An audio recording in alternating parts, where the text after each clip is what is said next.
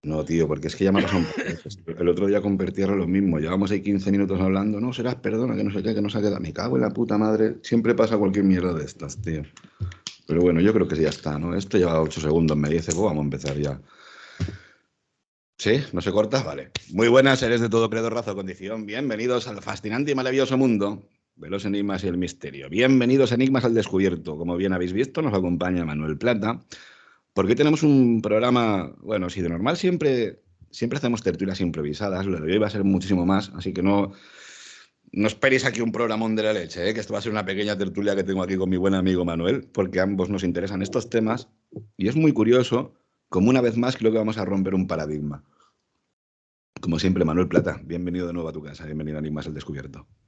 Bien hallado, muchas gracias. Y vamos a meterle mano a un tema que creo que es fascinante. No se ha tratado mucho, pero creo que aquí vamos a dejar unos cuantos de detalles que creo que a la audiencia le va a gustar. Pues estaba pensando de título, yo tenía, en un principio había pensado en coincidencias, pero creo que voy a poner coincidencias ancestrales, porque Manuel, el otro día comentábamos ahí en ese grupo que tenemos de chat, cómo hoy en día la ciencia más dogmática, el oficialismo al fin y al cabo, ¿no? Muchas veces nos dan su brazo a torcer y dicen que todo es casualidad, de que es lo lógico, a la hora de, no sé, por ejemplo, pongo un ejemplo muy sencillo, de hacer una construcción forma piramidal, ¿vale? La base, obviamente, al ser mucho más grande que lo que es la superficie, joder, va a aguantar terremotos, va a aguantar durante mucho más tiempo. Que existan pirámides por todo el planeta, puedo entender, Manuel, que una persona se ponga a construir en esa línea espacio-temporal, porque vamos a hablar de civilizaciones con diferentes miles de años que no estaban en el mismo tiempo de la historia. Y que coincidan, por ejemplo, en hacer una pirámide parece genial, pero Manuel, ¿qué hacemos, por ejemplo? Nos encontramos, creo que es no me acuerdo si es el Tinguiririca o bueno, ahí en Isla de Pascua hay un ajo donde se ponen los Moai y resulta que hay uno que tiene una construcción de piedra, la piedra está, la ves, parece Cuzco en Perú, parece Ollantaytambo, parece, no sé, Tiahuanaco, esa forma de encajar la piedra que, ojo, que también la encontramos, curiosamente, en Egipto, en diferentes rincones del planeta, Isla de Pascua, joder, que es que ya me parece una puta locura con todo esto. Y aquí nos dicen los expertos que son coincidencias, Manuel. ¿Crees que existe esa coincidencia o que puede haber un componente, un nexo en común, a pesar de que estemos hablando de culturas que en esas líneas espacio-temporal han podido estar tan sumamente separadas como para que realmente pudieran llegar a coincidir en algo o a conectar con algo? ¿Cómo ves el tema? No me cabe duda de que hubo un tiempo en el que esas diferentes civilizaciones tuvieron algún nexo en común. No sabemos si eh, eran los mismos pueblos, o sea, era una civilización o una sociedad similar a la actual en la que de oriente a occidente, de occidente a oriente, del norte a sur y del sur al norte se iban moviendo y se iban mezclando, o que había una sociedad, un grupo avanzado que se encargaba de moverse por todo el mundo y extender los mismos conceptos, pero está claro que vayas por donde vayas te encuentras con elementos que son muy, muy similares. Luego después, si quieres, pues podemos entrar en algunos detalles, pero es verdad que hay civilizaciones, por ejemplo, como la precolombina incaica, que tienen una palabra que, por ejemplo, se llama, que es taita, que en alguna ocasión ya lo hemos comentado, esta palabra aplicada a los maestros chamanes, en cuanto que lo identifican como si fueran padres, y tenemos una palabra vasca que es aita, que también significa padre. Entonces, que existen trazas, existir existen, que esas trazas son, bueno, el hecho de haber la misma lengua en el otro lado de la América precolombina y además en la vertiente pacífica, mm, y luego te encuentras una traza similar en esa zona del Manuel, Cantábrico. perdóname un segundo, que estás haciendo una Ujú. relación muy interesante. Por lo poco que tengo entendido, ya sabes que yo soy muy cateto en estos temas, pero creo, y digo creo, que el origen, ese origen, bueno, no voy a decir el origen, sino el vascuence, el vasco, el vascuence y demás, lo relacionan mucho con el quechua. Hablamos de recorriendo a la otra parte del planeta, culturas diferentes, aztecas y demás, y dices, bueno, sí, ya no me acuerdo si es aztecas, mayas o incas, pero para que todo el mundo me entienda por dónde van los tiros, y dices, tío, esa similitud, ojo, y fíjate la similitud también con, por ejemplo, en Mesopotamia. Nos encontramos en la antigua Sumer esa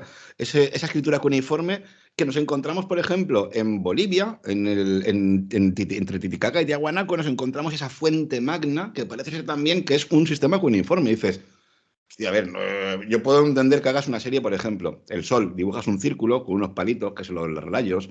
Si quieres dibujar, no sé, hay cosas tan obvias, ¿no? Que lo que estás dibujando es un mismo patrón en común, pero ese tipo de escritura, ese tipo de construcciones, no sé, a mí sobre todo el lenguaje también, ¿eh? Como estabas comentando, ¿no? Estos vascos con ese origen de esa etimología, al fin y al cabo, de las palabras, como también tienen una cierta relación con lo que te puedes encontrar cruzando el Atlántico. Es que me parece acojonante. Por eso, pero siempre la ciencia ortodoxa te dice que esas relaciones son meras casualidades, son fruto de, bueno, pues de la evolución, digamos, de la aplicación lógica de determinadas cuestiones. Es decir, por ejemplo, el tema de Taita, que yo he visto en alguna ocasión analizando ese fenómeno, ¿no? Esa palabra, y los lingüistas, los etnógrafos que estudian la lingüística, te dicen que eso es como una especie de, bueno, coincidencia, porque un bebé cuando nace, pues dice a mamá, mamá, y a lo mejor para papá, pues ta, y pues de ta y ta, mm, y lo achacan a eso, a lo que es una serie eh, una evolución lógica dentro de la naturaleza, ¿no?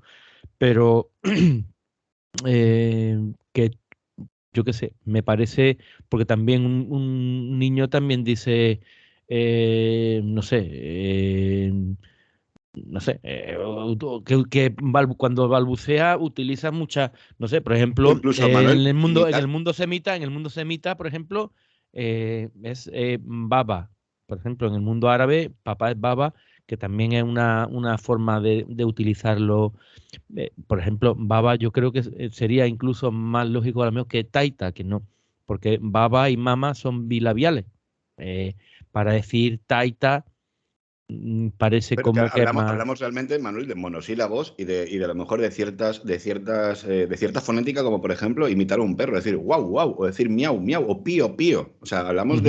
de algo que sería muy lógico y muy normal de entender que en cualquier rincón del mundo donde exista, por ejemplo, un pájaro, un perro, un gato, que una persona, por ejemplo, imite el sonido o tenga ese nexo en común. Sin embargo, hablamos de construcciones, hablamos de escritura.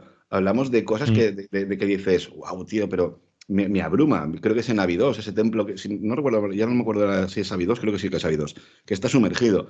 Tiene una manera la roca, o sea, como está tallada, tú comparas eso con Sacsayhuamán y dices, pero qué puta locura es esta, tío. Pero ¿por qué? Porque a ver, puedo entender, insisto, yo puedo entender muchas cosas, ¿no? Pero son una serie de coincidencias que dices, tío, aquí hay un conocimiento, aquí hay mucho más que me pongo a pilar piedras y que me salga una pirámide, o me pongo a hacer un muro de piedra, porque joder, ¿quién no ha ido por las zonas del interior de la península ibérica que se han encontrado estos pueblos abandonados y te ves esos cercados de rocas donde no hay cemento, se apoyan unas contra otras y aunque tú le pegas una patada, eso no lo tumbas. Y están encajadas unas encima de otras y eso está puesto ahí como el que se pone a pilar piedras. Sin embargo, las construcciones, Manuel, de las que hablamos de una perfección, hablamos de que implica unas matemáticas, una escritura, porque la escritura, para apuntar las matemáticas tienes que tener escritura, un conocimiento de absolutamente todo, ya por no hablarte de la arqueoastronomía, cómo están orientados la diferente cantidad de templos hacia diferentes astros, me abruma demasiado y a veces me viene siempre a la mente y no quiero meterme con ello, pero una humanidad anterior que haya dado ese conocimiento, lo haya repartido por toda la población mundial.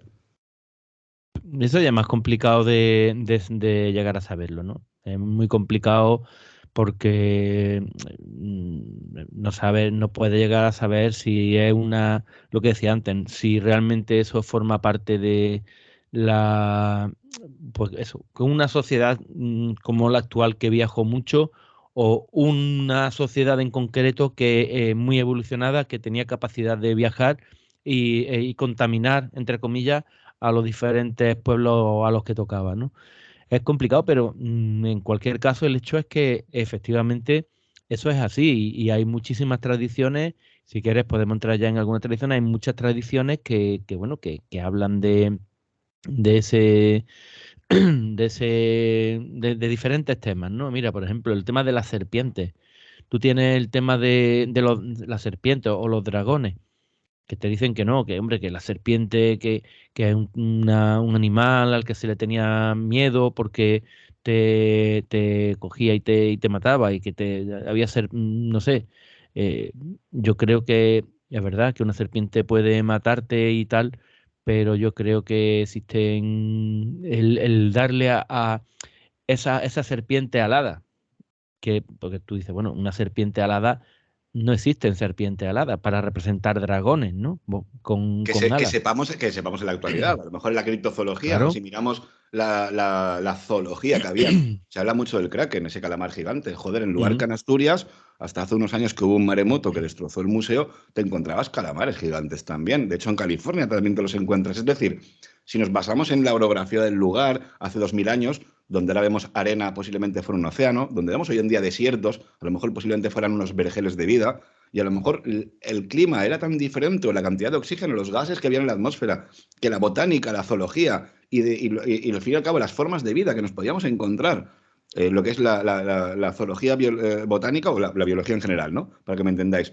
Puede ser tan diferente que a lo mejor hace 4, 5, 10.000 años, pues si antes existían los mamuts hasta hace muy poquito, pues tú imagínate que no existiera, yo no digo que el kraken, que está más que demostrado que obviamente en las profundidades marinas pueden existir este tipo de calamares gigantes, pero ¿por qué no algún reptil o algún reptiloide con unas capacidades? Joder, se habla de, ahora no me acuerdo cómo se le llama, esta serpiente que tiene unas patitas también, ¿no? Que dice que tiene como unas patitas. Joder, ¿y si tuviera alas? ¿Y si nos encontráramos una especie de, ya no mitos y leyendas, que suena también muy feo, y ni siquiera esa criptozoología, sino de animales extintos que hubieron en el pasado, como hoy en día encontramos también animales extintos en nuestra historia? Sí, pero puede ser y puede ser que esa tendencia se haya ido transmitiendo en los mitos, ¿no? Pero para saber que estamos hablando que no estábamos hablando de una serpiente o de un hecho real de algo real que existió a lo mejor tiempo A, porque bueno, parece que no ha trascendido hasta ahora ese tipo de animal, ¿no? O de fósiles, no han aparecido fósiles de serpientes aladas, ¿no? Es verdad que ese tipo de leyendas pueden ser como digo, que hagan referencia a un animal que sea muy, eh, pues con lo mismo que la leyenda del lobo, ¿no? Hay una leyenda que te pone el lobo, que el lobo es muy malo, pero es que el lobo en aquellos tiempos de la antigüedad, el lobo es que era muy malo. O sea, tú no podías salir, lo mismo que a lo mejor si sale en el África, tienen los leones y igual el león te puede pillar y te puede matar, ¿no? O los tigres en la India, cuánta gente muere al cabo de años devorados por los tigres. Es verdad que en aquel tiempo, pues eran unos animales, unos miedos atávicos con toda la razón del mundo, ¿no? Pero tenían algo detrás. Pero estamos hablando, en este caso, por ejemplo, de lo que vamos a hablar de serpientes, esta serpiente. Mm, Las serpientes, por ejemplo, en cuanto que están vinculadas a protectores de tesoros. Bueno, que sabemos que los dragones actuales, no sé si tú recuerdas o si has visto la película de las Crónicas de Narnia,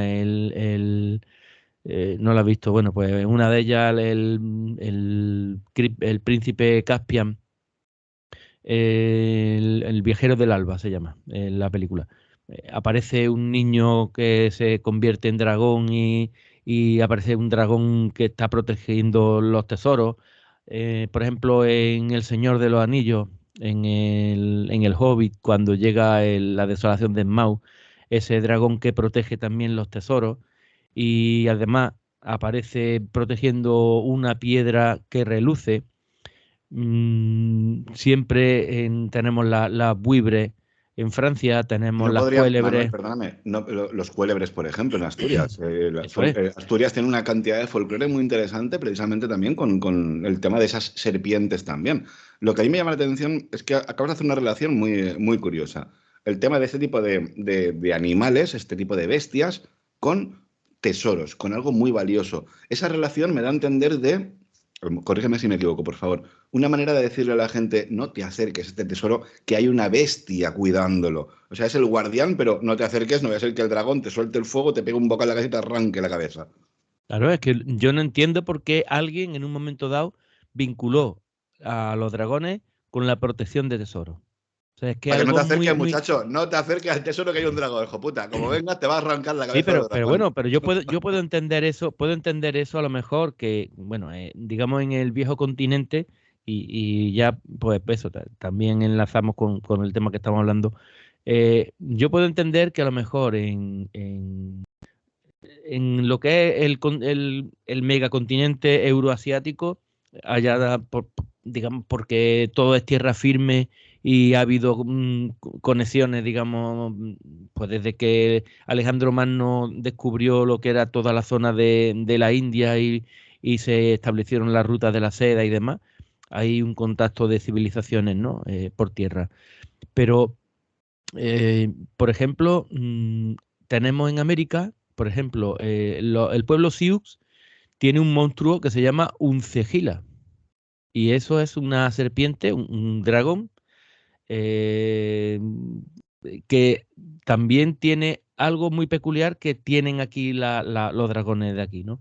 Que es eh, un carbunclo, una piedra brillante, una piedra que reluce en el centro de los ojos.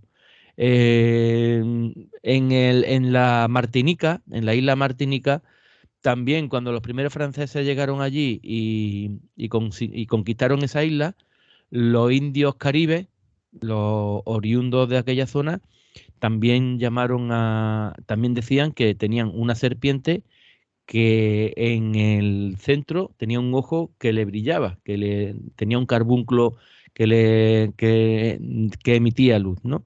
Tenemos las serpientes indias, las nagas, que también, a semejanza de estas serpientes de la isla Martinica, también tienen una gema brillante en la cabeza que es con la que se alumbran en el inframundo. O sea que yo puedo entender que tú digas, no, es que la serpiente es algo que se le tiene miedo y eso ha pasado al folclore, pero que esas serpientes estén relacionadas con una gema brillante, reluciente en la cabeza y que eso lo tenga en la zona euroasiática, repito, pero que también lo tiene en leyenda del continente americano, que se supone que no fue conquistado hasta más o menos, bueno, según dicen algunos, los vikingos ya llegaron allí y podían haber transmitido esta información, pero no, no. Estamos hablando de tradiciones propias, autóctonas de allí y que son muy semejantes a las que tenemos en esta parte del Atlántico. Entonces, Pero, ¿y cuál sería ese contexto por el cual ya hablamos de esa modificación? Ya no hablamos de la serpiente alada, del dragón, ya hablamos con una gema, ya hablamos con... Me llama mucho la atención porque ya estás o marcando detalles que luego a lo mejor puedo entender también, ¿no? Con el paso del tiempo, y bien lo sabes, Manuel, tú que te dedicas mucho al tema de la historia, con el paso del tiempo, según el historiador, puede tener cierto tipo de errores gramaticales, cierto tipo de errores a la hora de hacer traducciones, sobre todo si hablamos de textos que están muy perdidos de la mano de Dios y que no han tenido una consecuencia, ¿no?, de traducciones, de trabajo y demás. ¿Cuál sería esa variante por el cual ese dragón o esa bestia tiene ese brillante? pues yo no llego exactamente a entenderlo. A ver, yo tengo una hipótesis, tengo mi propia hipótesis, Dinos la Y hipótesis, por Dios. Dinos la hipótesis, por eso te hago la pregunta, yo cabrón. tengo mi hipótesis y mi hipótesis viene Vamos a meterte aquí caña al tema, Manuel, que lo vamos a de- liar viene, enseguida. Verás. viene de los cielos. Yo creo que esta constelación, fíjate que, por ejemplo, eh, la representación de la Inmaculada Concepción la han representado según siguiendo una descripción que se cuenta en la Biblia, ¿no? En el Apocalipsis, que decía que una de las visiones que tuvo San Juan cuando escribió el libro del Apocalipsis era que vio a una mujer coronada de estrellas y a su pie una serpiente, un dragón. Fíjate que la única corona de estrellas que existe, quitando ya la corona austral, pero la que tenían más acceso los antiguos, mm, los ancestros que se dedicaban a mirar el firmamento en la antigüedad, es la corona boreal, esa que yo vinculo con el Santo Grial, ¿no? Que tiene una estrella principal que es la luciente de la corona, que en varias tradiciones la destacan por encima del resto como una estrella de especial intensidad lumínica, y justamente debajo de esa corona boreal tenemos la constelación de la serpiente, concretamente una parte de la serpiente de la que sujeta el Ofiuco o el serpentario, que es la constelación que está inmediatamente Está al muy de lado. moda, Manuel. No sé si estás pendiente de lo de los Fiuco, que esto que No. hace, creo que es de año 2010, 2009, por ahí, hace ya un tiempo.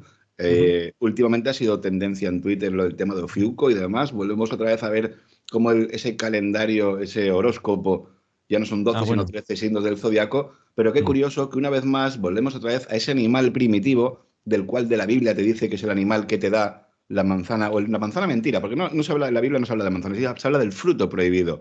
Siempre Ujú. asociamos a esa serpiente, que ojo, incluso también la podremos asociar con la medicina, con el conocimiento. La encontramos en diferentes culturas. Y aquí, Manuel, es una vez más donde me estalla la cabeza porque dices, yo puedo asociar a la medicina, por ejemplo, una planta que tengo aquí, el romero o algo, porque me hago mi friega, me hago tal. Puede ser tan diferente como yo, como mi cultura actual, ponga la medicina a lo que puede ser un señor indígena en una tribu de no sé dónde, a una civilización, por muy avanzada que esté, hace 6.000 años. Tenemos ese nexo en común, una vez más, ese componente, esa bestia que es representada como guardiana, protectora o incluso con la capacidad de la medicina, tío, que ya me parece Sí, increíble. sí, claro. Por eso, entonces, te digo que esas constelaciones concretamente y precisamente la serpiente vinculada con la medicina la tenemos a través de Asclepio, porque Asclepio era el hijo de Apolo y era digamos, se caracterizaba porque Quirón, el famoso centauro que le da nombre a las clínicas, ¿no? A las clínicas Quirón, bueno, pues el centauro Quirón le enseñó la medicina, y precisamente si hay una constelación en el cielo que se llama Ofiuco, que es porque este personaje resucitaba o sea, llegó a tal nivel su arte, que llegó incluso a devolver la vida a los que habían fallecido. Y bueno, pues se lo quitaron de en medio porque no podían permitirse que nadie llegara al Hades, y fue ascendido a los cielos como una constelación. Pero fíjate que tenemos en el Larario. El Larario es como un templo de los lares, de los dioses familiares en Pompeya. Entre las ruinas de Pompeya ha aparecido ese Larario, que tiene como una especie de altar, y en lo que es la parte frontal de ese altar tiene dos serpientes con una piña mirando a una piña. Y luego tenemos a dos serpientes chinas que siempre son representadas mirando a una perla, o sea, como enfrentada a una perla además radiante. Y además esa imagen se reproduce también en lo que son las fiestas tradicionales chinas. Y tú dices, bueno, pero si está hablando de una serpiente, la serpiente que forma parte de esa constelación. Sí, pero es que encima de la constelación de la corona boreal tenemos otra serpiente más, que es la constelación del dragón, que está justamente por encima de Hércules, pero la cabeza prácticamente la tiene muy cerca de la constelación de la corona boreal. Y fíjate que tenemos a una serpiente, la de Caput Serpens, que es el parte de la serpiente que agarra ese Ofiuco por abajo, y por ahí arriba tenemos la constelación del dragón, que también está mirando hacia esa constelación. O sea que yo creo que los pueblos antiguos, ese tipo de mitos que nos transmiten, no son ni más ni menos que referencias celestiales que, bueno, a saber por qué hacen referencia a esa zona del firmamento en concreto, ¿no? Esa que, vuelvo a repetir, yo he vinculado con el Santo Grial, y cómo desde esas estrellas dicen los antiguos que vino una enseñanza. Concretamente Wolfram von Eschenbach dice que unos ángeles descendieron desde esa zona del universo y dejaron aquí unos conocimientos secretos llamados Grial, que de ser alcanzado de ser extendido entre la población de mal corazón, serían, son tan potentes que serían incluso capaces de destruir a la humanidad. Es decir, que los antiguos están hablando de una zona celestial en concreto, que ya no sé si, bueno, es algo real, o bueno, o alguien se le ha ocurrido decir que esos conocimientos tan elevados, bueno, pues no es imposible que lo hubiese alcanzado alguna población humana, y lo achacan a que lo trajeron unos ángeles. Pero en cualquier caso, esas representaciones que están en todos los lugares del mundo, con independencia de que estuvieran relacionados entre ellos, o que estén aislados entre ellos en este caso, pues representan las mismas imágenes, y todo hace pensar que puede referirse a eso, a esa imaginación que tiene el ser humano cuando mira a la estrella y ve determinadas composiciones. Es que, a ver, a mí con esto se me escapa mucho en la comprensión ciertos temas. Uno de ellos es esa obsesión por nuestros ancestros con mirar el cielo, que me imagino, y digo me imagino, ¿eh? Cuando uno va a uno de estos sitios tan brutales de cielos que, bueno, que no hay contaminación lumínica ninguna, uno se queda embobado, se queda mirando hacia arriba y se le cae la baba. No me quiero ni imaginar hace, no sé, yo no digo, quitarle el tiempo que llevamos de todo el tema industrial, ponerle 200 y pico, 300 años posiblemente. ¿Qué coño? Vámonos hace 5.000 o 6.000 años atrás en el tiempo. Qué brutalidad tendría que ser, porque me imagino que es que directamente diferenciar entre el día y de la noche simplemente se basaría mirar en el color del cielo, pero tú por la calle podrías ir con todo el cielo iluminado, porque tanto de día como de noche, si me ha pasado a mí cuando era pequeño aquí, que iba con la bicicleta y decías, es que es de noche y con la luna llena estoy alumbrado. Imagínate esa cantidad de estrellas cuando hemos estado ahí en La Palma. Estábamos en la terraza y decía, es que no me hace falta encender la luz, es que se ve de sobra, joder. Imaginaos hace 6.000 años el cielo que tendría que haber. Puedo entender que muchas veces todos nuestros ancestros dedicaran, ¿no?, parte de su tiempo en ese espectáculo. Pero aquí viene una vez más mi insistencia con ese nexo en común, cuando tú puedes ver el cielo y puedes observar el cielo y puedes, no sé, porque imagino que si por la mañana estás cazando y si estás arando y si estás cultivando y si eres como nos han contado la historia y demás, por las noches tendrías pocas ganas de fiestas, tendrías con el lomo reventado, con ganas de acostarte o en la cueva o en la caseta o en la cabaña, donde cojones fuera. Y sí que es cierto que habría gente, ¿no?, que dijera, pues como todos, mañana tengo que ir a trabajar, pero yo esta noche voy a ver el cielo, va a ser mi fiesta esta noche, ¿no? Se tomarían ahí sus pócimas mágicas y demás.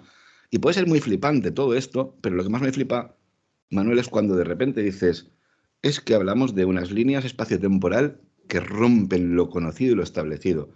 Y te hablan todos de que hay algo que viene de arriba, pero cuando viene de arriba, automáticamente nosotros, por desgracia, pensamos en los extraterrestres y a lo mejor no pensamos en lo siguiente, es que el conocimiento viene de arriba, es una iluminación. ¿Qué es lo que te ilumina? El sol. ¿Qué es lo que te ilumina? La luna. ¿De dónde puede venir el conocimiento? Yo a lo mejor me estoy equivocando, yo estoy hablando bajo mi ignorancia, pero me refiero a que es muy obvio, por ejemplo, cuando tú quieres magnificar a un ser y lo estás dibujando, como pasa en Egipto, como pasa en diferentes pinturas rupestres, al que es el faraón o al que es el chamán, lo dibujas mucho más grande que el otro. Eso no quiere decir que sean gigantes, joder. Eso no quiere decir que ahí existieran gigantes mezclados con humanos, no. Le estás dando el toque de magnificación a ese ser humano que es igual de tamaño que los otros, incluso más bajito y más feo y más pequeñito, pero le quieres dar ese toque de es un ser superior. Con esto, Manuel, a mí, yo qué sé, me estalla la cabeza porque, vuelvo a insistir, para mí creo que el término de esta tertulia es el nexo en común. ese nexo en común que nos encontramos a la hora de construir, a la hora del, no sé, de la fonética, pues como decíamos, quechua y vasco, las construcciones, ya no digo piramidales, que me parece muy, muy básico y muy lógico, sino esa manera de pulir la roca y encajarla, o ¿a quién se le ocurre el que si pone unas cuñas de metal va a encajar la roca mucho mejor? O sea, y que luego esas mismas cuñas te las encuentras en la otra punta del mundo también, ¿no? Y dices, wow, tío, o sea, alguien tuvo que ofrecer, o alguien, o toda esta gente tuvieron que tener ese, no sé, ese libro, pues como un libro de instrucciones donde te diga, pues mira, la roca se pule así, se talla así. Tuvieron que tener ese conocimiento heredado, obviamente, porque no creo yo que ni de coña una persona se levante un día y diga, pues bueno, aquí, ponte a tallar la roca, como por ejemplo nos pasa en Isla de Pascua. ¿Dónde sale ese conocimiento para tallar en diferentes dimensiones? Y ojo, hablamos de un pucao. El pucao es el sombrero ese que llevan los moai. Hablamos de 2 toneladas, tío. O sea, es que. A ver si me entendéis, familia, a lo que me refiero. Que tú puedes tener muchas ideas y puedes tener muchos rollos y todo lo que tú quieras. Pero en esa isla tan recóndita como es Isla de Pascua, que también da la sensación que ama amado de las diferentes culturas por todo el planeta, para mí, Manuel, no me cabe ninguna duda. Mira, Hubo te un voy a poner un ejemplo. conocimiento. Sí, sí, sí, sí, pero vamos, yo estoy totalmente convencido que, vuelvo a repetir, no sé si serán que interactuaban entre ellos o que alguien en común puso en común o llevó ese conocimiento común a todo el mundo, a lo mejor menos evolucionado. Pero yo te voy a poner un ejemplo del que yo siempre me encuentro muy fascinado y cada vez que tengo posibilidad lo comento, que es esa piedra licuada. Esa piedra que de buena primera la licúan, y no es que la licúen, yo creo que eso se ha interpretado mal. Mira, existe un personaje que es Joseph Davidovich, que es un doctor en geopolímeros, ha ganado todos los premios habidos y por haber, es fundador de la Academia de Geopolímeros y es el inventor, para que la gente lo entienda, de la piedra artificial. Esa piedra que consiste en coger, pues, una especie de hormigón, pero en este caso es coger piedra y no parece un hormigón. O sea, realmente tú coges la piedra artificial y parece piedra.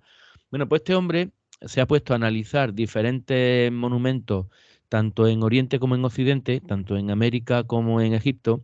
Ha cogido las antiguas ruinas y se ha puesto a analizar. Es verdad que en algunos casos no lo ha hecho de forma oficial, como el caso de la Gran Pirámide de Egipto, que él admite y reconoce que es piedra licuada y vuelta a solidificar.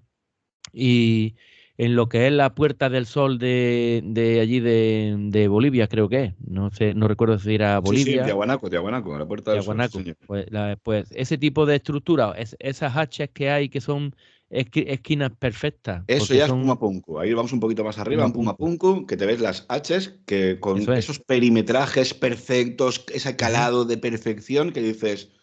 Y ojo, y hablamos de que el lago Titicaca es el lago más alto, el lago salado más alto sobre el nivel del mar. Y a mí esto lo que me hace pensar es que ahí hubo una serie de construcciones y que hubo algo sísmico, algo geológico, un tsunami, o posiblemente, y digo posiblemente, una inundación, como sucedió con la Atlántida, y esas rocas no se rompieron porque unos extraterrestres estaban lanzando rayos, sino que roca con roca choca y por tanto se quiebra y se rompe y se parte. Y las Mm. encontramos desperdigadas por ahí. Sí, sí, pero es que este hombre explica esa perfección en los ángulos, algo que es imposible hacer a base de lija, lo que son los ángulos, las esquinas. Bueno, pues él lo achaca que eso es piedra artificial hecha con molde. Bueno, pues él ha analizado esas piedras y ha descubierto que efectivamente no, los componentes que tienen esa piedra son diferentes elementos que se encuentran en la zona, por supuesto, pero encuentra un elemento que no debería estar en esa piedra si fuese natural, y es una alta concentración de nitrato, tanto en Tiwanaku, como tú dices, en Pumapunku, como en la pirámide de Egipto. Y la pirámide de Egipto, pues él alega que ese nitrato procede de la sal natrón, que es la que utilizaban los antiguos egipcios para embalsamar, y luego de la zona de allí de América, pues era procedente del guano. Y hay etnógrafos que han realizado estudios de unas rutas de guano que existían desde la costa hasta el altiplano, y en función de en fin, analizando diferentes factores que han encontrado allí en el terreno, han calculado que la cantidad de guano que se viajaba desde la costa hasta el altiplano era muchísimo mayor que el que hubieran necesitado para poder fertilizar las tierras, ¿no? Para cultivo. Y entonces, pues eso, ha hecho ese análisis y se ha dado cuenta que ese natrón, ese elemento en común que tienen esas dos construcciones a ambos lados del océano, es el elemento que necesitan para resolidificar la piedra. Es decir, que piedra hecha triturada, hecha grano muy, o tierra, ¿no? Mezclada con una serie de componentes y además con el reactivo este, que sería el natrón o el nitrógeno. Ese nitrógeno es el que hace de reactivo para resolidificar la piedra. Y él, en un principio, logró hacer piedra artificial, pero no sabía cómo resolidificarla. Y cuando descubrió en un análisis de microscopio óptico, perdón, un microscopio de barrido, se dio cuenta de que estaba ese elemento nitrógeno, él lo añadió a la piedra y logró resolidificarla, con lo cual estamos hablando de una misma técnica que ya eso va en contra de lo que sería la lógica. Lo que decía al principio, que muchos autores dicen que no, que bueno, pues, por ejemplo, la piedra seca. El construir edificaciones de piedra seca poniendo una piedra sobre otra y que el mismo peso es el que va compactando. Pues hay algunos autores que dicen que eso no es nada heredado de ninguna civilización superior, sino que por la propia lógica los diferentes pueblos se han dado cuenta de que es un elemento constructivo. Pero es que en este caso esto no puede ser coincidencia que en lugares tan diferentes hayan dado con una técnica de hacer grandes esculturas o grandes construcciones, como en algunos casos te encuentras lo que son unos bloques que prácticamente lo que parece es que esa unión entre dos bloques de piedra se ha hecho porque sin duda han derramado tierra licuada y se ha solidificado porque digamos, se ha volcado sobre la piedra de al lado y tiene una forma de concavidad, ¿no? Que ajusta perfectamente con la otra roca y no tiene razón de ser de que alguien que está cortando piedra para hacer, por ejemplo, un escalón, pues vaya a cortar una piedra en forma curva y luego tallar la piedra de al lado para que cubra exactamente esa redondez que se le ha dado a la piedra anterior. O sea, tiene toda la pinta de que sobre una piedra han volcado ese producto de piedra artificial y que bueno, que al caer encima, pues ha dado, digamos, esa mezcla ha rellenado las imperfecciones de la piedra anterior y queda una superficie totalmente lisa y ves que esa unión entre esas dos piedras colaterales pues no, bueno, encaja perfectamente. Entonces, a eso me refiero que esa técnica de solidificar piedra artificial no puede ser fruto de una pura deducción, porque eso necesita mucha química, necesita mucho estudio y bueno, pues, se supone que los antiguos no eran tan, o eso nos dicen, ¿no? Que bueno, eran fruto de una evolución prácticamente desde las cavernas, una evolución lineal hasta ahora. No, yo creo que algo que estuvieron en contacto durante mucho tiempo y bueno, y quedaron esos remanentes ahí que bueno, ahora pues es cuestión de interpretarlo, pero a poco que interprete encuentra ese nexo de conexión.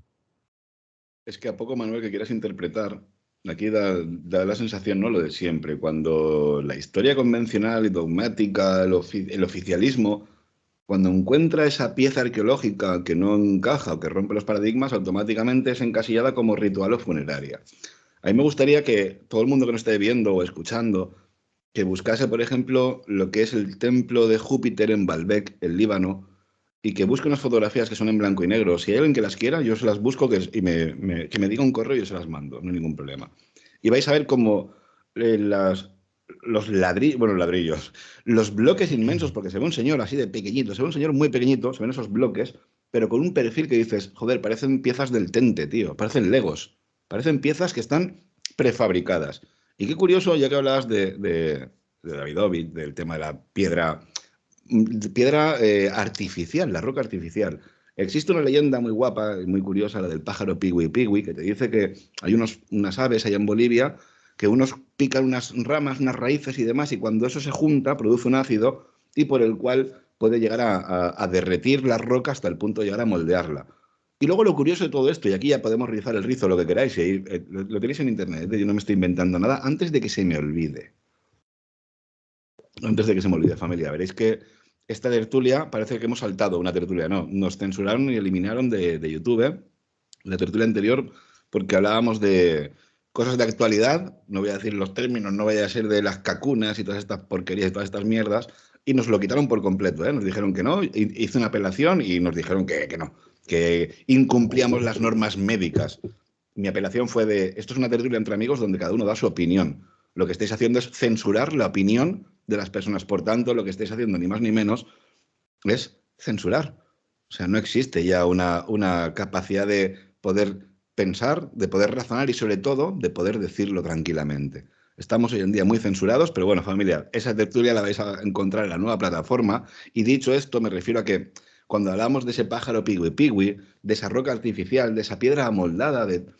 Joder, hay unos estudios que me parecen flipantes donde una de esas rocas se rompen y dentro de una de esas rocas había un pelo, un cabello humano. Y dices, tío, joder, blanco y en botella leche.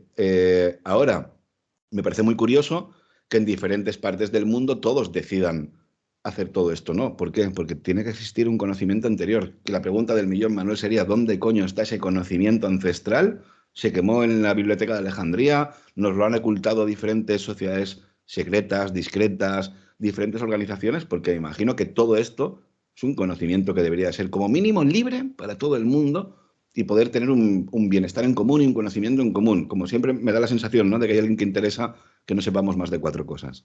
Mira, antes de responderte a esta pregunta, te voy a hacer una pequeña observación para que todos los oyentes se hagan una reflexión, la siguiente reflexión.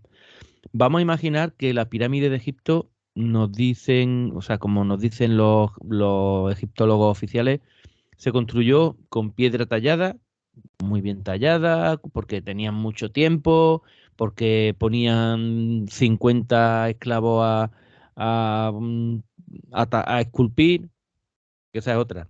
Se supone que al principio eran esclavos los que construyeron las pirámides, cuando encontraron un texto por ahí que decían que no, que eran constructores y que eran gente asalariados, pues ahora ya te cambian, o sea, la ciencia oficial se puede Y que hacían equivocar. huelgas si no tenían maquillaje y que bebían cervecita de la buena también. O Sí, sea sí. que eso ya son otros paradigmas, Manuel, que vamos rompiendo Sí, según con... pero fíjate tú que la ciencia se puede permitir establecer criterios y si luego aparece un documento que la contradice, bueno, pues como es un documento también de la ciencia oficial, bueno, pues ya cambiamos el criterio. Pero no aceptan este tipo de comentarios que hemos hecho. Pero voy a retomar el argumento y os pido por favor a todos los oyentes que reflexionáis por un momento. Vamos a imaginar que es verdad, que toda la pirámide se hizo con piedra tallada, que lógicamente había que subir. Yo entiendo que una piedra de 2 toneladas no había en aquel tiempo grúa suficiente para poder subirla, pero de todas formas, aunque la hubieran subido, si esa piedra estaba cogida con cuerda, cuando tú depositas esa piedra en su lugar, no la puede encajar porque tiene las cuerdas por debajo. O sea, pero imagínate por un momento que bueno, lo hacen tirando de cuerda con una rampa muy grande, que dicen que hacían unas rampas kilométricas para que todos los trabajadores pudieran tirar de cuerda de esa piedra. Imagínate que tienes ya la piedra arriba en su sitio, pero ahora la tienes que eh, mm, eh, apretar contra la piedra colateral. en esas piedras que están todas perfectamente talladas y pulidas y que no entra ni siquiera un papel, un folio entre esas dos piedras. Yo simplemente por física, por la ley física, eh, ¿de qué forma empujas tú esa piedra que ya está rozando la piedra de abajo? Tiene ahí un sistema de tracción física que ya te está ofreciendo una resistencia. Tú tendrías que empujar pues con un, no sé, con una especie de dispositivo, con una barra. Es que no sé, es que a mí se me escapa, porque vale, tú coges moverla con fuerza bruta, pero encajarla, que pegue con la otra, ¿cuál es el procedimiento para poder hacer eso? Manuel, ¿me permites una observación? Mira, tan sencillo como que se nos ha dicho que en Egipto precisamente se talla con cobre. Yo me imagino que para tallar con cobre, si hablamos de que una persona en Egipto, un obrero, necesitaba hasta 17 cinceles diferentes al día porque se van desgastando, me imagino que tiene que haber primero una mina de cobre acojonante que suministre, porque si cada persona al día necesitaba 17 cinceles, no me quiero ni imaginar las fraguas que tendrían que haber allí, la cantidad de vestigios, porque me imagino que ¿no? Las pequeñas esquirlas de cobre tendrían que estar por todos lados. No hemos encontrado nada. Y sobre todo porque hablamos de tallar diorita. Joder, diorita. Pero si es que eso ni con el diamante, cojones. ¿Cómo vas a tallarlo con cobre? Simplemente para el hecho de que nos hayan dicho, tal cual, la historia convencional y más la egiptología más oficialista. Esto se ha tallado con cobre, me parece genial. Dime dónde estaba la puta mina de cobre, donde has podido suministrar tal cantidad de cobre, ojo, para que luego hayan fraguas de cobre, porque tienen que haber una cantidad de gente que esté suministrando herramientas a diario, porque se iban puliendo prácticamente a 17 diarias, tío. ¿Dónde está todo eso? No, no lo No, encontramos. pero si es que es muy sencillo. Hay un autor muy conocido, un egiptólogo muy conocido dentro del mundo del misterio, que en su página web personal, cuando hace referencia a esa teoría de la piedra licuada, pues ¿sabes cómo rebate la existencia de esa piedra licuada? Pues con algo tan peregrino como que no se han encontrado los moldes con que se hicieron esos bloques. O sea, estamos hablando de en principio, según dice la ciencia oficial, de 3.500 años antes de Cristo, por ejemplo, la Gran Pirámide de Keops. Eh, eso sería la datación, digamos, oficial, que yo creo que eso es muy anterior esa pirámide. Pero el argumento que un científico, que yo estoy convencido que a lo mejor tiene que callar mucho, porque bueno, si no, si pierde el marchamo de ciencia oficial, a lo mejor le cortan la financiación, ¿no? Pero bueno, que el argumento que tenga frente a la piedra artificial de Joseph Davidovi, que por otra parte estamos hablando de que este hombre es geólogo. O sea, que el argumento de un geólogo lo rebatan egiptólogos, historiadores, alguien que no tiene ni puta idea de, Manuel, de perdóname un segundo. Mira, química. esto es como si era, por ejemplo, alguien, tú imagínate que por algún casual, ahora mismo pasa un cataclisma y tu casa y la mía quedan al descubierto, pero está todo enterrado, pero las tuyas y las mías, ¿vale? Tú imagínate que ahora viene el típico Bartolo de turno y te dice, uy, pero esto está hecho de ladrillos, ¿dónde están los moldes de los ladrillos? Exactamente. ¿O dónde Es que están los planos? a A mí lo, me a lo hizo mejor, mucha bueno, los gracia planos a lo mejor los cuando vi encuentras. en la página web de además una persona muy reconocida, muy reconocida en el mundo del misterio como egiptólogo. Y el argumento que tiene es que como no estaban los moldes alrededor de la pirámide, como no se han encontrado los moldes, pues que la teoría de la piedra artificial se viene abajo. Digo, perdone usted, una persona tan reconocida y utiliza este argumento, utilice otro, pero precisamente que no se han encontrado las maderas que se utilizaron como molde para hacer los bloques de piedra, es que se cae por su propio pie. Pues no entre ahí, si no quiere hablar de eso, no entre ahí. no entré a valorar esa historia, pero tratar de dejar en evidencia, y vuelvo a repetirlo, a un geólogo, alguien que conoce la naturaleza de las piedras. Y vuelvo a repetir otra vez, que los egiptólogos son personas que han estudiado historia y luego se especializan en arqueología, en el mundo de Egipto, pero no son geólogos. O sea, ¿cómo va a contradecir un egiptólogo, por muy doctor que sea en historia del arte o en historia antigua? ¿Cómo va a decir con unos argumentos tan simples que eso no es piedra artificial porque no están los moldes? Es que yo creo que no interesa que determinadas cosas salgan a la luz porque a lo mejor no podríamos, la gente podría hacerse preguntas, que yo no creo que la gente se haga preguntas, porque yo no veo a la gente especialmente interesada en saber de qué está hecha la Gran Pirámide, ni siquiera si puede ser prediluviana o si Pero hubo un Manuel, tú diluvio. y A la yo gente en nos general preguntaríamos, no. pero tú y yo sí que nos haríamos esas preguntas, la gente que nos escucha también nos haríamos esas preguntas, y yo creo que mucha gente, a ver, obviamente al mundano de pie, a la persona que no se cuestiona ni se plantea nada en su existencia, no le va a interesar lo más mínimo. Pero esto es muy curioso, Manuel, porque cuando hablamos de esos vestigios, ¿no? ¿De dónde están los vestigios? ¿De dónde están los vestigios?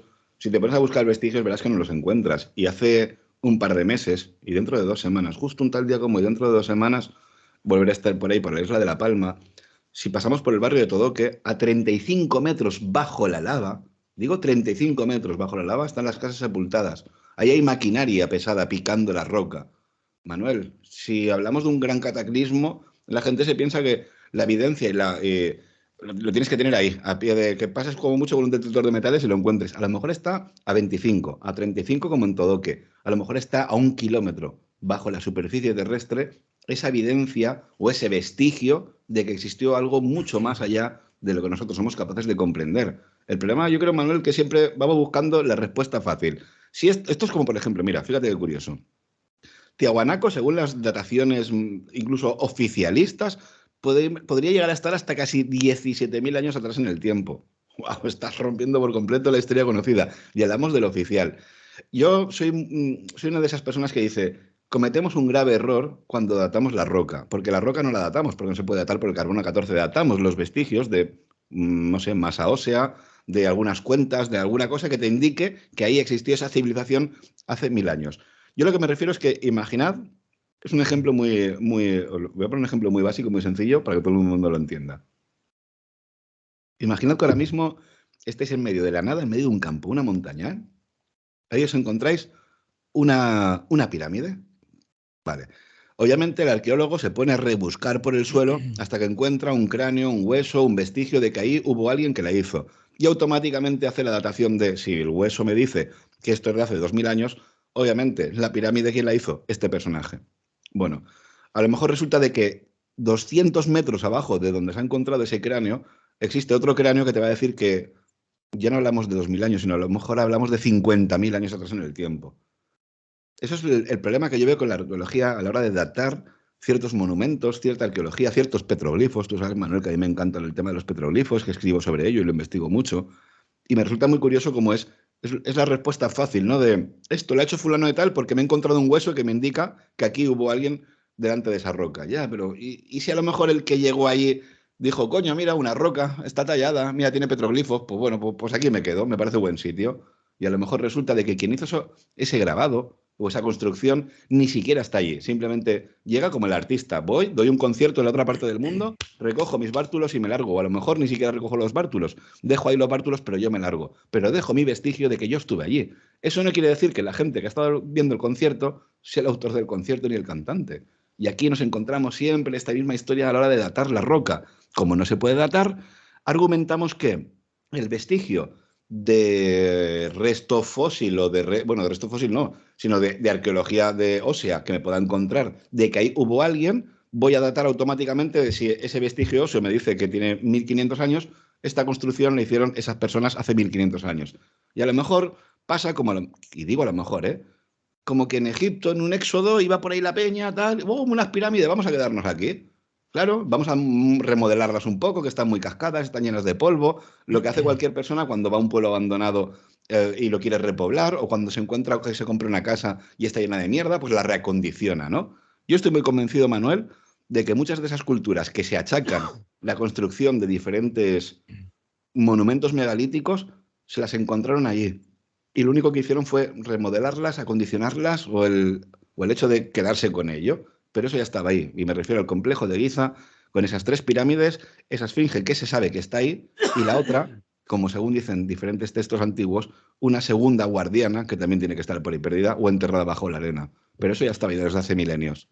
Pero si esas cosas las descubre alguien de prestigio, pues resulta que tiene todas las medios de comunicación a su servicio para poder difundirlo.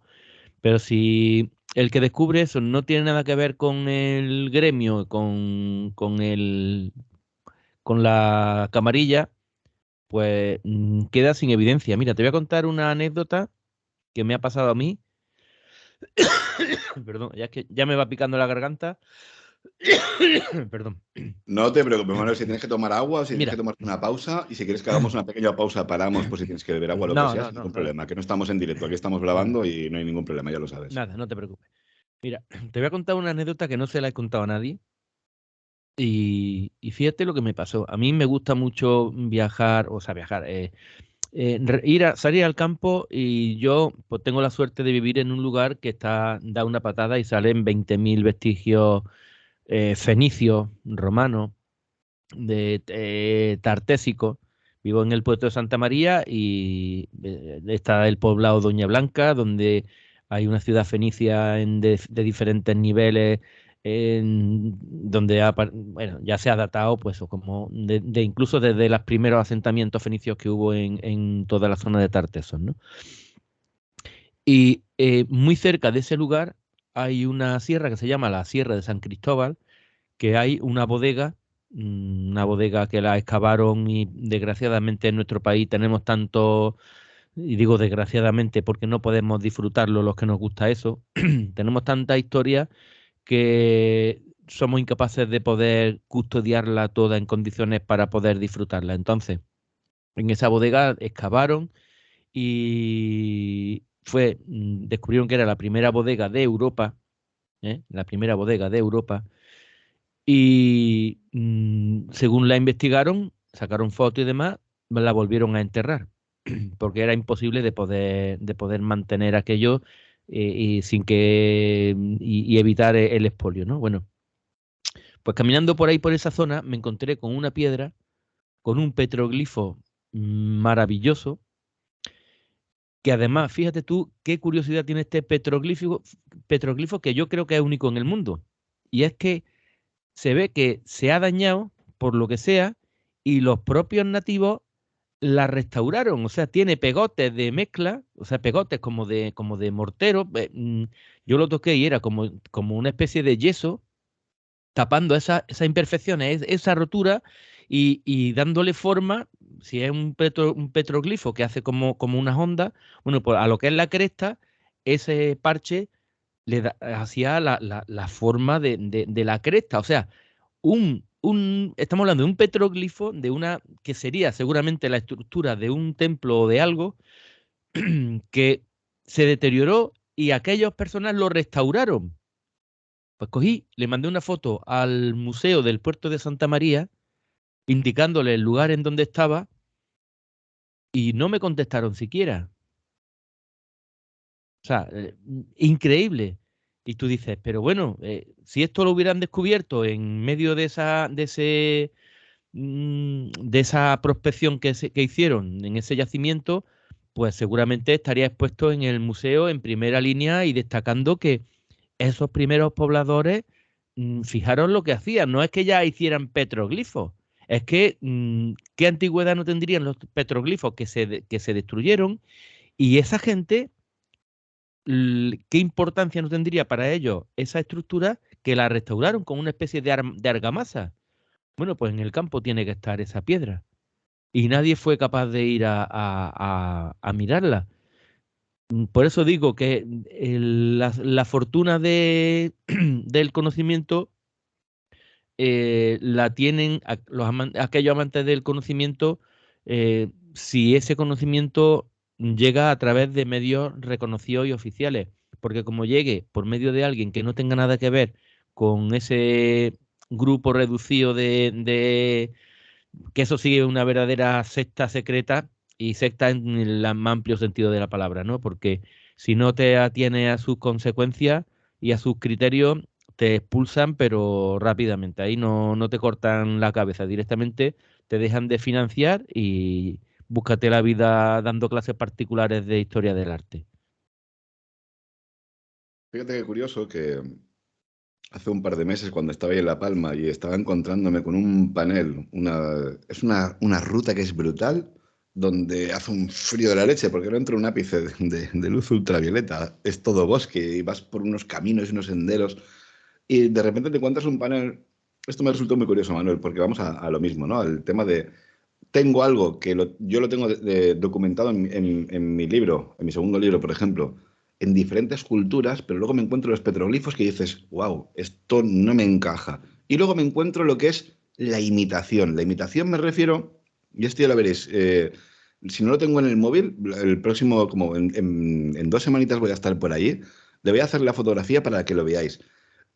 Imaginad que estáis haciendo un círculo en papel, el típico círculo, y venga, círculo, círculo, círculo, círculo, círculo, con un montón de círculos hasta que más o menos queda un círculo, ¿no? Diferentes líneas. Había un petroglifo. Había una puta cagada al lado de un José y Ana 1984, que dices, espero que os haya ido bien el divorcio, cabrones, y te encuentras ese círculo que se nota que, además pequeñito, ¿eh? Si te estoy hablando joder, de petroglifos de más de medio metro de ancho, eso no me diría más de, joder, de un palmo, 25 centímetros, ponle un cacharrito así. Y se notaba que ahí ha habido alguien que lo ha intentado imitar, pero haciendo en un círculo. Y luego un círculo exterior y otro círculo exterior, o lo que hablamos, por ejemplo, que se encuentra mucho en la isla de La Palma, son las espirales.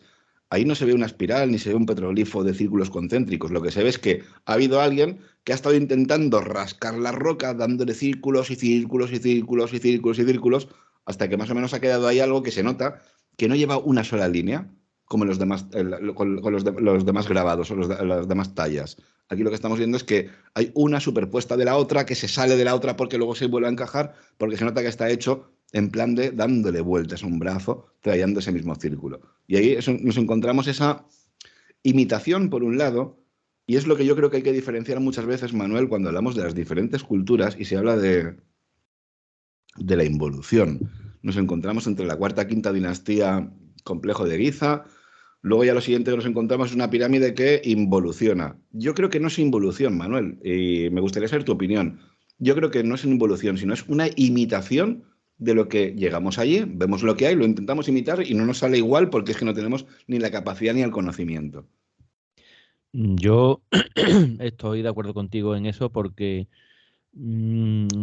hace poco vi un documental y la verdad es que te voy a ser sincero, yo no recuerdo exactamente qué pirámide era, pero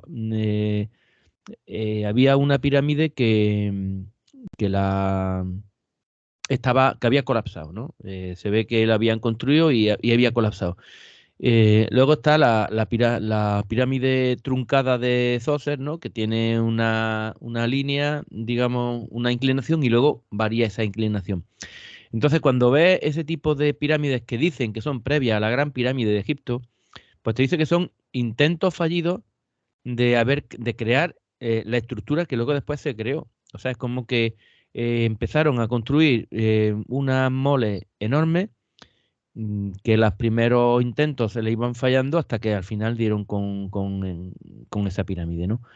Yo me parece tan absurda esa teoría, porque, a ver, una civilización antigua, una civilización primitiva, quiere hacer algo majestuoso, una gran pirámide, te pone a poner bloques, sin ninguna, digamos, física, sin ningún estudio del suelo, sin ningún estudio de fuerza, simplemente amontonar piedras, porque quiere hacer algo descomunal.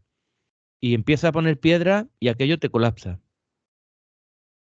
Eh, y tu mente, tu razonamiento te dice hay que buscar otra fórmula para poder hacerlo, pero si tú eres un ser primitivo que está empezando a montar piedras y se te ha derrumbado, la lógica te dice que si tú pones un montón de piedras y eso colapsa, es porque es imposible poner piedras. Tú dejas de intentarlo.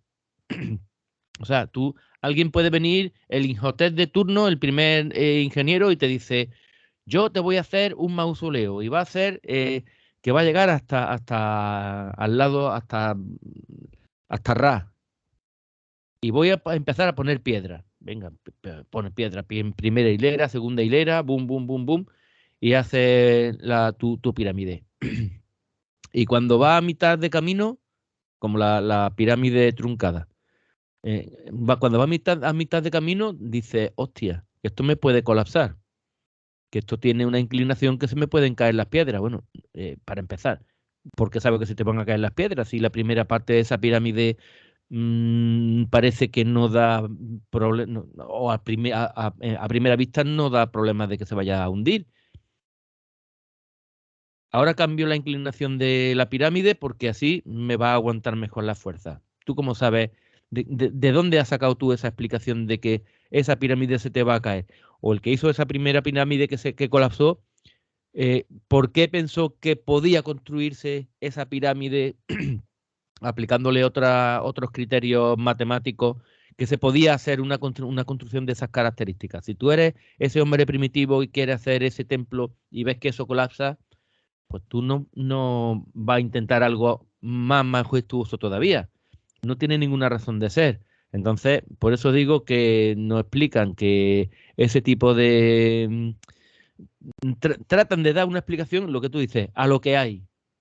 Como aquí hay una gran pirámide majestuosa de 147 metros y hay otra al lado que ha colapsado, bueno, pues estas son los intentos previos a conseguir la pirámide real. No, yo creo que si a alguien se le ocurrió amontonar piedra y se lo hundió, fue porque veía una al lado y decía, oye, que esto es posible, vamos a intentar hacer una igual. Y cuando intentaron hacerlo sin matemática alguna, aquello lógicamente colapsó. Esa es la única razón que yo entiendo. No, pero es que es obvio, Manuel. Joder, es una imitación. No existe involución. Tú no puedes tener involución cuando te vas a hacer un conocimiento tan grande y tan brutal como para llegar a tener arqueoastronomía con diferentes pirámides. Hablamos de, joder, las pirámides, las típicas. Ya no me voy a meter ninguna así para que todo el mundo me entienda, ¿no? Complejo de Giza. 8 caras, tío. 8 caras divididas para aquí, para allá, no sé cuántos, tal. No, es que esto fue también un colapso. Sí, pero fíjate el detalle que te voy a contar ahora. Ya todo el mundo, digamos, las ciencias más ortodoxas admite y reconoce que las medidas de la Gran Pirámide nos dan el número pi, ¿vale? O sea que si tú divides digamos, el perímetro entre la altura o la altura entre el perímetro, no recuerdo exactamente de memoria lo que es, te da el número pi. Y esa afirmación ya la dan todos los estudiosos más serios. De hecho, tengo aquí un libro, este.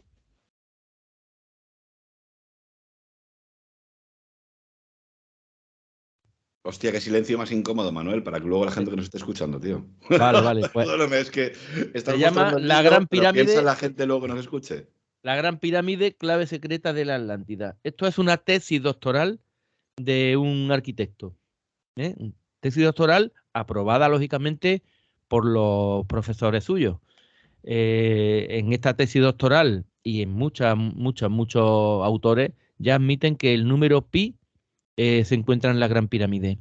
El número pi, para que no lo sepan, es el número de, digamos, las veces que la circunferencia se contiene, o sea, perdón, joder, las veces que el radio está contenido en la circunferencia, o el radio, perdón, el diámetro. O sea, imagina una circunferencia con el diámetro trazado. Bueno, ¿cuántas veces cabe el diámetro en la longitud de la circunferencia?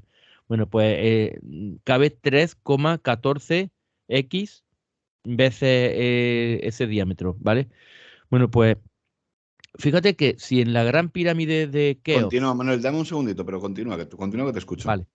Entonces, si en la Gran Pirámide de Keops se diseñó para contener un número vinculado con la circunferencia, ¿eh? Y no con una circunferencia cualquiera, sino el número que te da la circunferencia perfecta, fijaros qué cosa más curiosa tenemos en el nombre de la pirámide. La pirámide se dice que era de Keops porque dice que apareció un cartucho en el que aparecía el nombre del faraón Keops. Lo que mucha gente no sabe es que ese nombre, Keops, era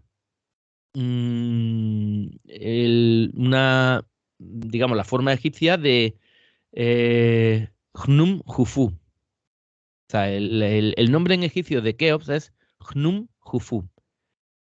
Esa palabra, esa expresión, que es el título con el que reinó el faraón Keops, significa lo siguiente: el dios Hnum, que es un dios carnero, me protege. El dios carnero es el dios que creó a la humanidad y él utilizaba la rueda de alfarero, o sea, él utilizaba el torno de alfarero para poder crear lo que era toda la humanidad, ¿no? Todos los seres vivientes. O sea que fijaros que estamos hablando de Hnum, un dios que utiliza un elemento circular, el círculo, ¿no? Que además tiene que estar perfectamente calibrado para que la rueda de la masa de arcilla que pone encima quede perfectamente redonda. Eh, Tiene que ser un giro perfecto. Es decir, que la Gran Pirámide, que la construyen para que contenga el número pi, el número que nos da la cantidad de la circunferencia perfecta, tiene el nombre del dios que utiliza la circunferencia perfecta por medio de la rueda del torno de alfarero para crear la humanidad. O sea que son dos coincidencias que a mí me parece que son poco coincidencias y más bien están haciendo referencia a que alguien quiso dejar constancia de determinadas relaciones matemáticas en esa construcción. Pero ¿cómo puede ser que en esa época existiera esa relación de toda esta constancia de absolutamente todo? Joder, si es que esto no hace falta que lo digamos nosotros. Yo creo que si estáis viendo esto es porque os interesa mucho el tema y estoy seguro que más de uno estará diciendo, va a haberlo hecho en directo porque hubiéramos hecho unas preguntas o hubierais dado una serie de datos y demás, que estoy seguro que hubiera complementado mucho esta tertulia. Pero volvemos a la pregunta del millón, Manuel. Existió un conocimiento que a día de hoy no lo tenemos. No lo tenemos porque encontramos casos, y esto es a ciencia cierta, ¿eh? A día de hoy que dices, pero si es que esto ya lo descubrieron hace no sé cuántos miles de años, pero si es que esto ya estaba escrito, si es que esto ya Mira, estaba. tiene que haber un conocimiento oculto a la fuerza. No sabemos si la ciencia que estamos descubriendo hoy es toda fruto de las mentes privilegiadas de los autores que tenemos, o si alguien en un momento dado le ha dado un empujoncito. Porque eh, yo recuerdo, por ejemplo, cuando Einstein hizo la teoría del Big Bang, desarrolló todo lo que era la teoría de cómo se creó el universo, sus matemáticas coincidían en todo, menos en el momento inicial de dónde surge ese universo, ¿no? Este universo en el que estamos. Y llegó un sacerdote belga, jesuita, un tal Georges Lemaitre, llegó diciendo que ese origen del universo, él había encontrado las matemáticas que explicaban ese origen del universo y lo explicaba a partir de un huevo cósmico, de pues, lo que hoy en día conocemos, ¿no? Que toda la existencia se concentraba en un único punto del tamaño de una cabeza de alfiler y, y bueno, pues fue a donde Einstein a exponerle su descubrimiento y Einstein no quería ni recibirlo, decía que eso era absurdo. O sea, no es que fuera una propuesta de un sacerdote, sino que tenía incluso las matemáticas para demostrar esa propuesta. Bueno, pues Einstein pasó de él hasta que después de mucho tiempo de dar la vara y este profesor exponer su teoría donde quisieron oírlo, el propio Einstein lo recibió y dijo una frase que era contundente. Qué equivocado he estado con este chaval y cuánto hubiéramos ganado si lo hubiera tenido en cuenta desde el principio, porque efectivamente la matemática que a mí me falta del inicio del universo se explica perfectamente con lo que este sacerdote belga ha expuesto. Entonces, ¿hasta qué punto alguien puede tener una idea que sí, que puede ser que sea verdad? Pero cuando tú oyes a los antiguos que te dicen que hubo un conocimiento prediluviano, y por antiguo hablo, por ejemplo, de Flavio Josefo, hablo del mismísimo Avicena, hablo de... también hay autores anónimos como es las cartas de Ostanes, que es el autor es anónimo, pero bueno. Y todos esos textos antiguos dicen lo mismo, que existió un conocimiento prediluviano que para que no se perdiera, porque ya sabían que se iba a provocar una catástrofe, para que no se perdiera, se escondió. Se escondió Said al-Andalusí, Said al-Andalusí, un Perdóname, historiador. Manuel, que quiero, que es que estás dando una cantidad de datos y a mí no, ya lo sabéis, familia, no me gusta interrumpiros nunca, ya lo sabes, Manuel, no me gusta interrumpiros, pero estás dando una serie de cantidad de datos, pero vuelvo otra vez la correlación con la Atlántida, al tema de que las pirámides no eran tumbas para los faraones, faraón, el que habita la casa grande, como literalmente significa ese término, y no es ni más ni menos que son concentraciones de conocimiento, lugares donde se preserva un conocimiento ancestral que, ojo, ya se sabe y está, no sé, escrito, es que no sé, a mí no me gusta decir que está escrito y demás, pero suena, ¿no? Que es así, Manuel, que ya estaba escrito y por tanto dijeron, todo este conocimiento hay que preservarlo. La cuestión Mira, es, ¿dónde mira, coño está todo ese conocimiento, Manuel? Avicena en su libro, un relato que se llama Salamán, el cuento de Salamán y Absal, apuntaros por ahí, buscarlo. Yo, la verdad, he encontrado parte de ese relato porque es muy difícil encontrarlo, no he logrado encontrarlo completo, o por lo menos la obra completa. Este cuento sí que lo he encontrado, pero la obra completa en el que está inserto el cuento no lo he encontrado. Pero se llama El relato de Salamán y Absal. Y Avicena ahí dice que cuando Aristóteles tuvo conocimiento, él había recibido de fuentes anteriores la información de que, de Platón, la había recibido de Platón, mm, la idea de que las pirámides contenían ese conocimiento secreto y que los faraones, Platón había intentado ir allí a Egipto a revelar ese conocimiento y los faraones se lo habían prohibido. Y que cuando Alejandro Magno consiguió el poder, Aristóteles, como heredero de ese conocimiento que le había dado Platón, se fue con Alejandro, entraron en una cámara secreta de una pirámide y tuvieron la capacidad de ver todo lo que había allí, pero inmediatamente se puso en marcha una trampa y tuvieron que salir por pata de allí y nada, sacaron un libro, solamente un libro, y el resto se quedó, se volvió a sepultar en esa pirámide. Eso lo dice Avicena, que para mí es alguien que no se limitaba a escribir por divertimento o para provocar que los niños se durmieran con estos cuentos, ¿no? Said al-Andalusí, también un historiador de la ciencia de almeriense que fue alcalde de Toledo, también escribió en el libro de la categoría de las naciones lo mismo, que temiendo que se perdiera el conocimiento de una civilización prediluviana a causa de que muriera la mayor cantidad de seres de la Tierra y ese conocimiento se perdiera, decidieron esconderlo en las pirámides de Egipto. Flavio Josefo no habla exactamente de pirámides, pero habla de unas columnas. También, pues, como está hablando de algo fálico, ¿no? De Algo algo elevado. que Que nada, sobresalía. nada, nada tendría que ver Miguel, uy, Miguel, perdona. Nada tendría que ver, Manuel, unas columnas con las columnas de Hércules y por tanto ese conocimiento vendría de la Atlántida o ahí ya se me va la olla? No. Flavio Josefo habla de dos columnas prediluvianas, que una curiosamente es de piedra y otra de adobe.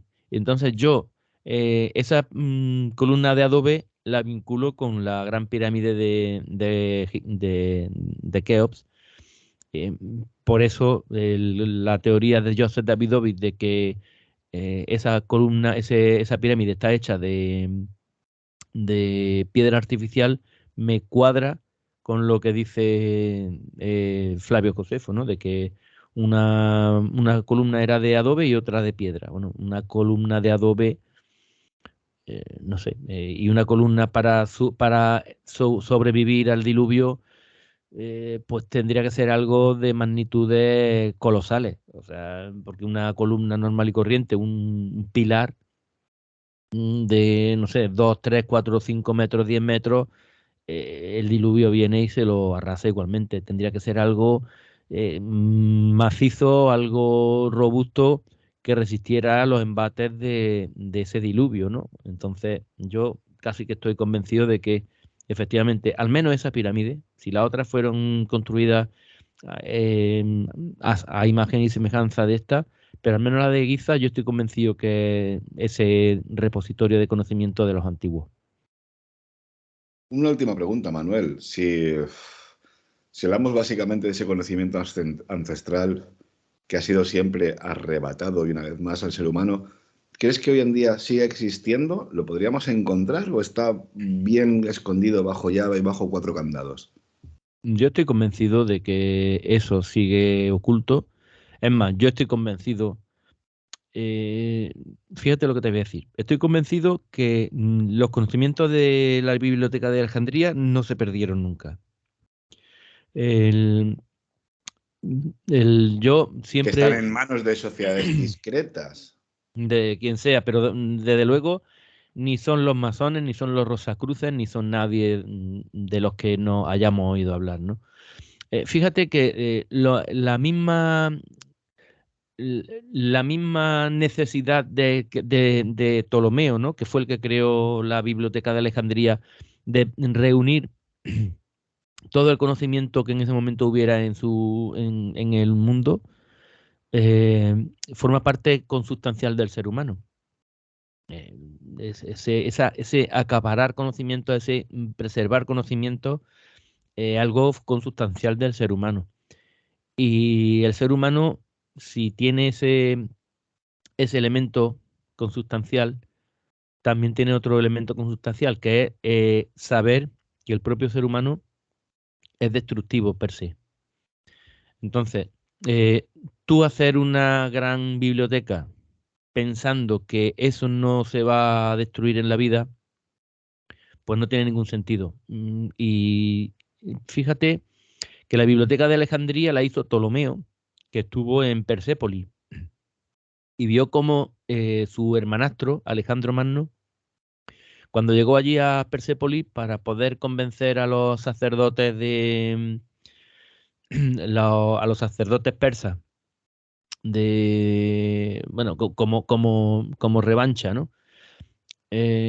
Quemó una biblioteca donde se guardaba el Avesta, que era un texto ancestral de Zoroastro escrito en piel de vaca, escrito con letras de oro, y él quemó el Avesta. Luego después se arrepintió y se ve que había otra copia más, y entonces exigió a los sacerdotes que copiaran ese texto y que no se perdiera.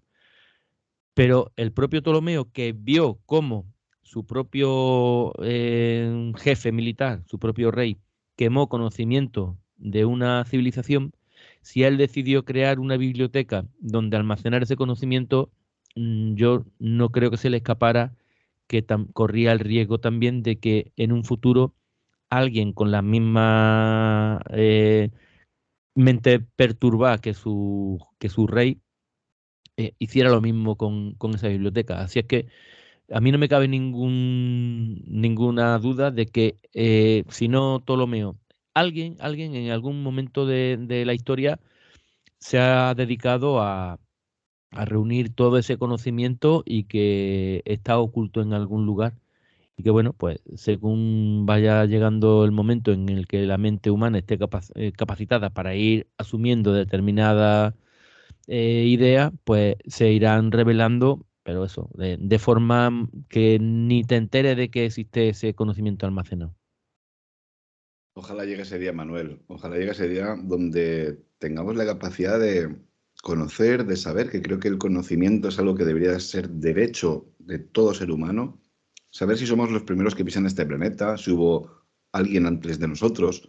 Si es cierto que diferentes culturas no dicen, solamente una, sino diferentes humanidades anteriores a la nuestra. Si existió ese conocimiento en común por el cual diferentes culturas, con esa línea espacio-temporal tan diferente, tuvieron un conocimiento ancestral por el cual construían lenguaje, matemáticas, conocimiento arqueoastronómico, simplemente astronómico. Yo estoy muy convencido de que sí, que existe ese conocimiento, no sé dónde estará, ojalá lo encontrásemos porque creo que es de derecho de todo el ser humano.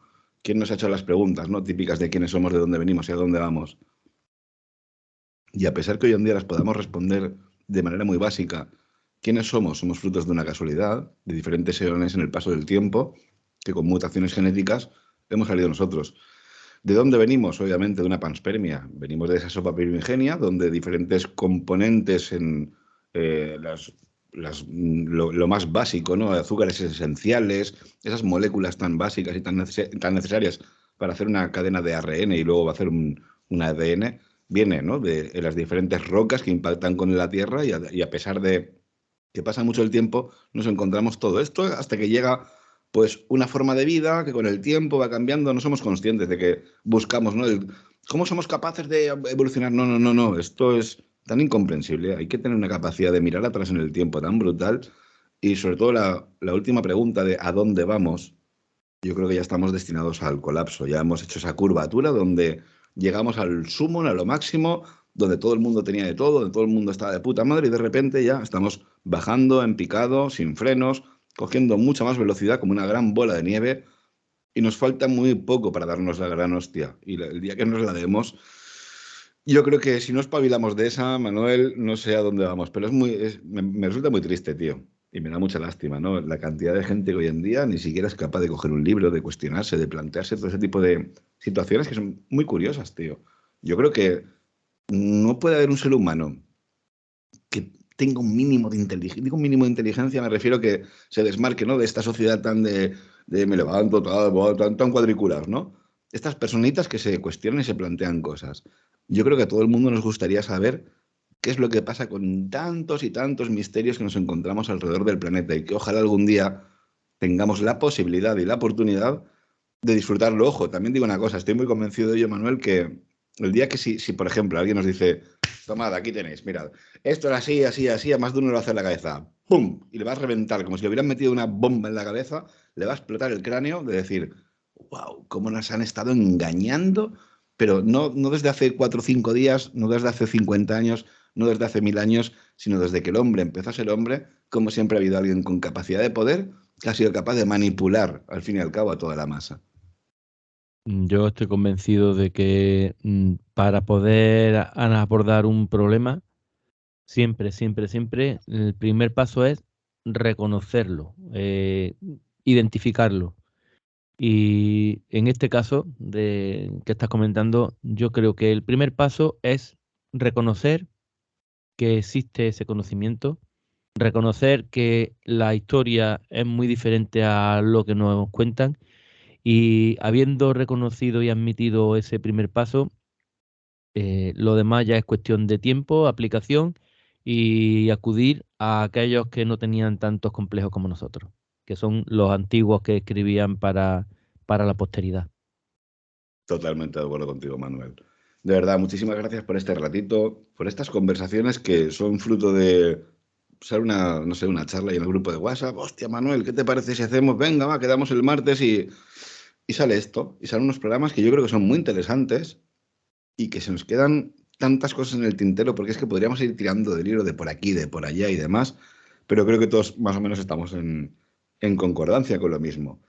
existió un conocimiento ancestral que fue heredado, a pesar de que existan culturas repartidas por todo el planeta con esa línea espacio-temporal tan sumamente diferente. Pero ese conocimiento fue heredado hasta que hemos llegado a esta cultura actual, donde se somete al individuo a todas las tonterías y mamonadas que estamos viendo. Como siempre, Manuel, de verdad, muy agradecido por este ratito. Y dinos, por favor, un correo de contacto por si alguien quisiera comentarte alguna cosa o tuviera alguna pregunta que hacerte, o dinos alguna forma de contacto así de redes sociales y demás. El contacto lo tenemos en el correo electrónico info@conpermisodearpócrates.es, y si quieren darse un paseíto por mi blog, pues lo tienen en conpermisodearpócrates.es. Perfecto, Manuel, de verdad, muchas gracias por este ratito. Y familia, ya lo sabéis, si os gusta lo que hacemos, nos queréis echar una mano, queréis compraros una taza, ¿no? Como la que tenemos aquí de Nimas el Descubierto, ahí toda guapa y demás. En la descripción del programa tenéis el merchandising. Si nos queréis apoyar de manera económica, cada fin de semana, normalmente es el domingo, pero también puede ser un sábado, recibiréis en vuestro correo hasta que estemos en la nueva plataforma y ya lo tengamos todo formalizado, que falta muy poquito. Siempre digo lo mismo, falta muy poquito.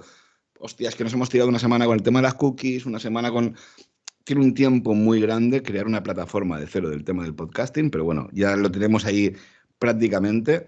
Y para los que nos echéis una mano de manera económica, en la descripción del programa tenéis las diferentes formas de hacer la aportación. Cada fin de semana vais a recibir en vuestro correo electrónico ese programita único y exclusivo que hacemos para la gente que nos apoyáis, ¿no? En plan económico. Dicho esto, como siempre, familia, disculpadnos porque el último programa no ha podido estar ahí. Va a estar de nuevo en la plataforma, como os hemos dicho y demás. Si hay alguien que por el motivo que sea lo quiere escuchar ya, que se ponga en contacto con nosotros a través del correo y se lo enviamos. Y así lo podéis escuchar tranquilamente y veréis que tampoco hemos dicho nada del otro mundo para que una plataforma como es YouTube nos censure hasta ese nivel donde no tenemos ni siquiera libertad de expresión. Que mi apelación fue, somos diferentes amigos tratando un tema y dando cada uno su opinión. Esta es nuestra libertad de expresión. Y automáticamente nos dijeron, no, que este vídeo va afuera.